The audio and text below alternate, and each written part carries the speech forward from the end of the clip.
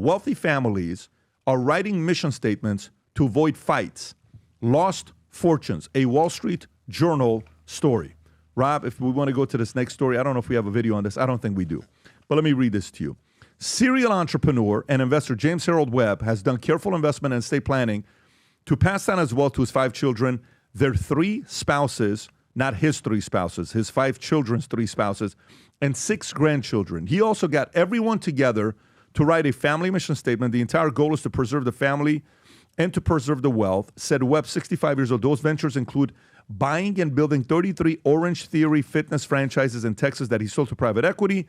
The mission statement for a 16-person blended family: life is a gift that cannot be wasted. Family is the essence of that life. And as a family, we will work hard, we will play hard, we will live in the pursuit of knowledge, we will love our family unconditionally, we will give more than we take to ensure a better world. Great mission statement. A family mission statement lays out principles and goals in a few sentences.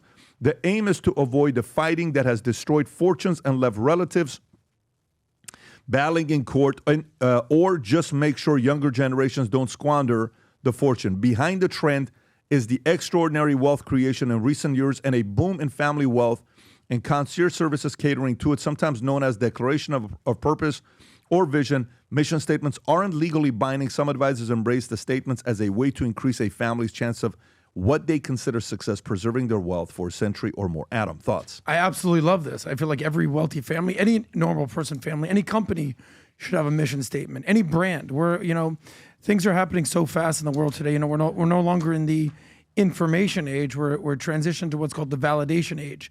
Information is a dime a dozen these days. We just went down the whole rabbit hole of how many different search bars there are, ChatGPT. But if you can't define what you are, someone else will do it for you. So if you're a family or if you're a company, the greatest thing you could possibly do is say, this is what we stand for. I think that's incredible. Like, you have your 4 family values that you always talk about, right? You put that out there into the world, right, PBD? I think that's incredible. I go to this estate tax planning conference, Heckling, every year, and there's thousands of estate planners, tax planners, legacy planners, philanthropic planners, all this. What about mission planners, these family missions? Saying what you stand for, I think, is the most important thing that you could possibly do. We have our core values at Valuetainment. Didn't we spend literally a year figuring that out? Of course, yeah.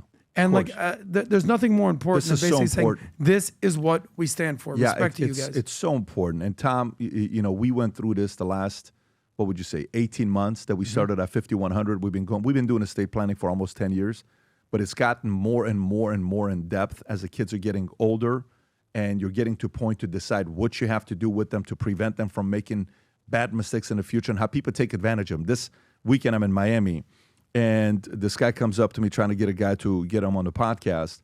And then while I'm talking to him, he introduced me to his dad. His dad's a divorce attorney.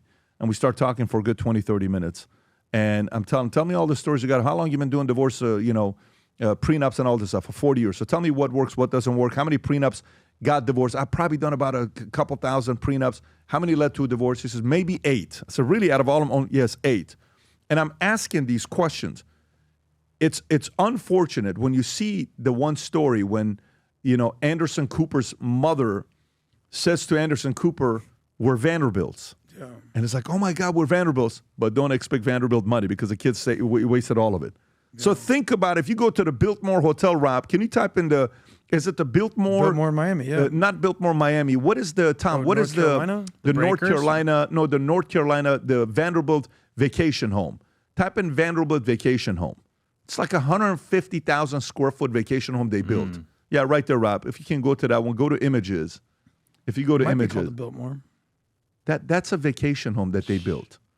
Okay? That's one of them that they built. Family. Yeah, Biltmore, Asheville, North Carolina. The money went in just a couple generations. Tom, how do you process this story? Well, I think this is good. If we don't have life, liberty, and pursuit of the happiness in our Constitution, you don't have the essence of what the Supreme Court has to interpret. Because every now and then they have laws and things come up there that have to interpret it. Trustees have to interpret. In your will and in your trust, there may be a bequeath. Here's a bequeath. I hereby set aside up to $500,000 per child for any educational expense, provided that it's for college, bachelor, or master degree. Pretty tight, right? Very tight. Well, now later, one of the kids wants to take part of the trust and he wants to invest in a business. But the business is a set of convenience stores that sell alcohol, tobacco, and firearms. Now, the trustee says, well, how do I read between the lines? What these mission statements helps it do. And it says, well, your dad, Patrick Bet-David I, said that we will invest in education, we will invest in personal development, and we will invest in companies that support these pursuits, including the enablement of the betterment of small businesses in America.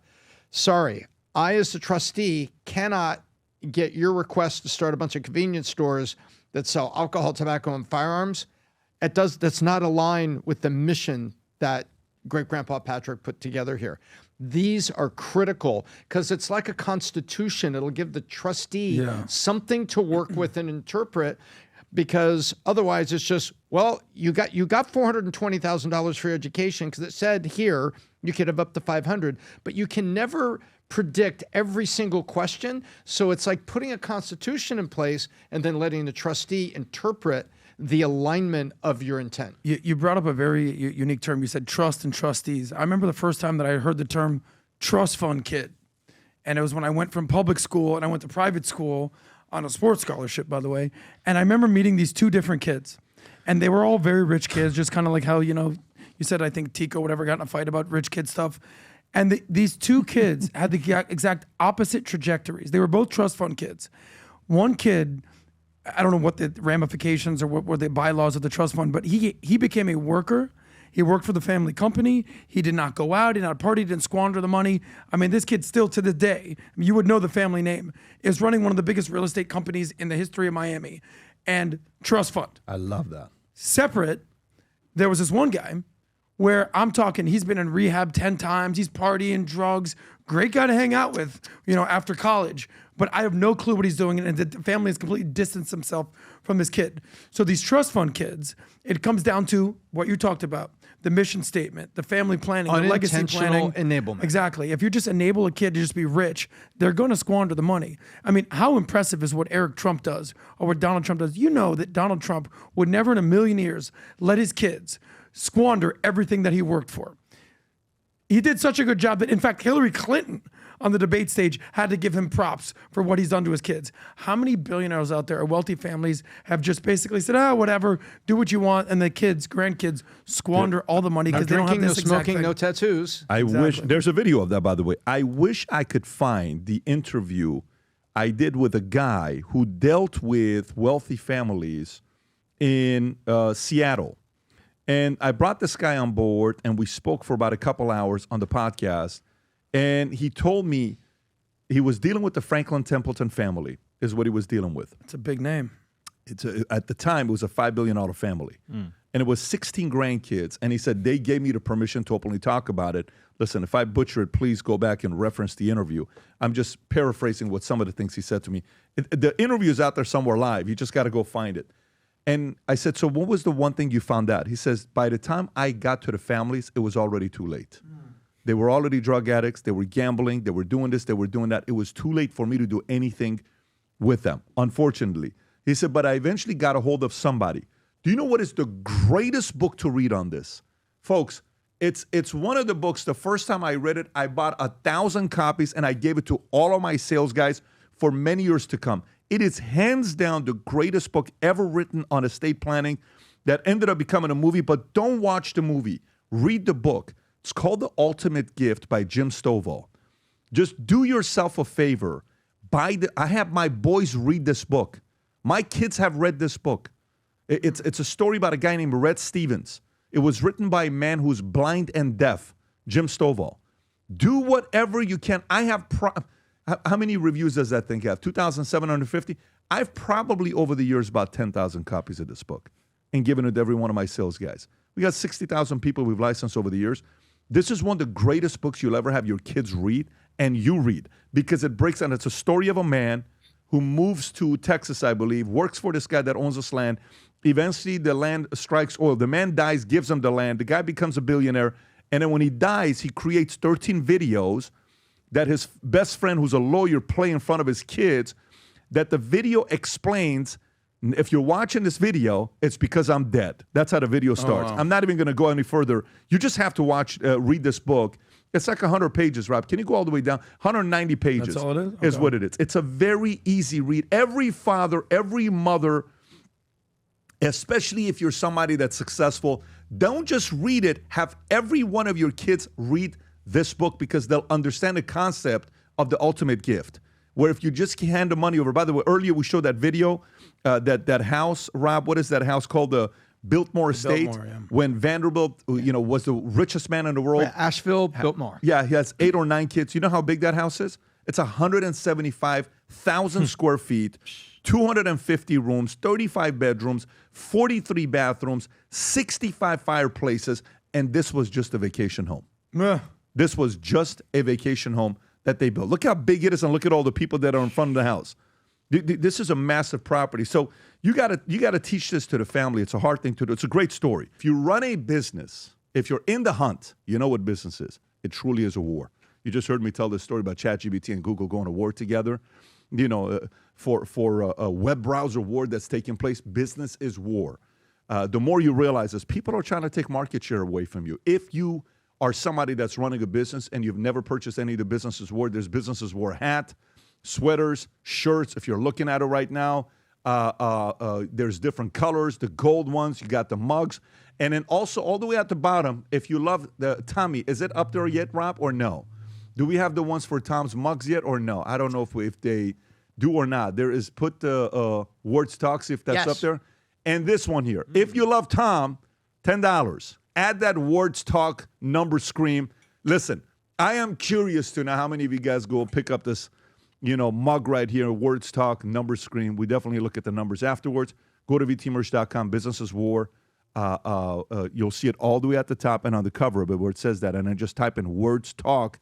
You'll find a mug as well. Anyways, aside from that, the other announcement I want to make to you is the following.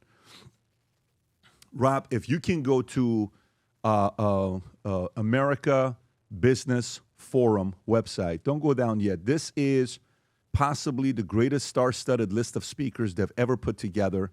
It's an event that's coming up in Miami. You got President Trump speaking. You got Messi speaking. I can't think of the last time he was at an event speaking. He's going to be interviewed. You got Will Smith being interviewed. Go to the next one. You got Nadal, one of the greatest tennis players of all time. Javier Milei, Argentina president. You got Jamie Dimon. Wow. Go to the next lineup. You have Patrick Bet-David. Who's that guy? Wow. That's Patrick Bet-David. Wow. I'll be speaking at the Smiling. American Business Forum. You got Stefano Domenicali, who is the president and CEO of Formula One. And you got Gianni Infantino, president of FIFA. And if you go a little bit lower, you got a couple others. Adam Newman, Maria Corina Machado, who just won a Nobel Peace Wow, Prize. Ken she's here in the Griffin. States. Yes. Ken and last Griffin, but not least, Citadel, right? Eric Schmidt. Just remember, I don't The know old if, Google guy? I don't know if I've seen a conference that has all of these speakers speaking at the same place. But here's the announcement, guys. If you go to the ticket prices for this in Miami, if you're in South Florida, the top one is sold out. Lowest level is what, $100, $200, and $1,000 a ticket. But if you use the code Patrick when you register, by the way, it's going to be at the Miami Heat Arena. Yeah. And there's going to be 12,000 people at this place, at this event. If you use the word Patrick in it, I believe you get a 25% discount.